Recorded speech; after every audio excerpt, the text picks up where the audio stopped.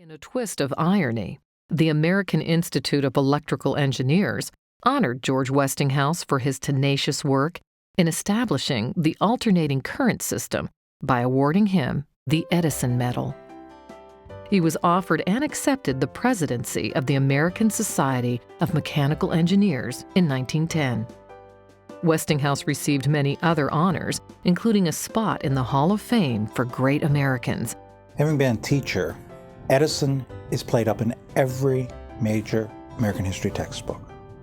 He is still that touchstone inventor that we think about.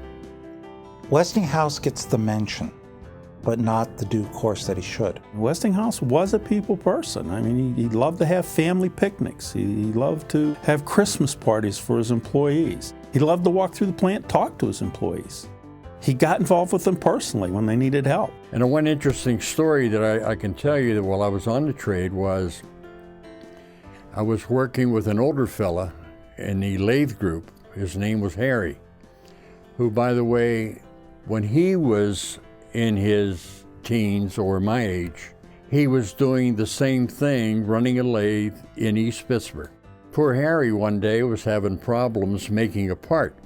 So he kind of got upset and in his anxiety threw a hammer on the floor in disgust. Unfortunately, when he looked up, George Westinghouse was walking down the aisle and saw Harry with this problem. George come over to Harry and says, "How you doing? What's up? What's the problem?" Harry told him, showed him the blueprint that he was having trouble making a part. George looked at it and said, "Move over," took off his jacket, rolled up his sleeves, put down his briefcase, and helped Harry make the part, then put his jacket back on and said, "I'll see you later," and left.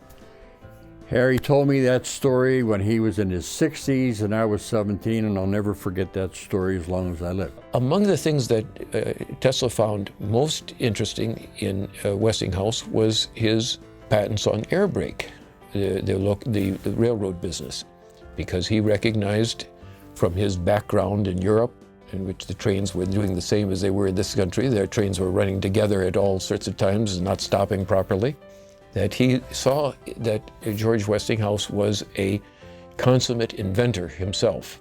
He had such a following of his own employees. Very rarely do you see that. When he was even in trouble in 1907 and he couldn't get money from the bank, his employees tried to chip in. They didn't have enough. People who are in the Westinghouse Air Brake and Westinghouse Electric and Union Switch and Signal companies are very loyal to the spirit of George Westinghouse that filled their companies. That spirit was something that you could not purchase. It was a gift.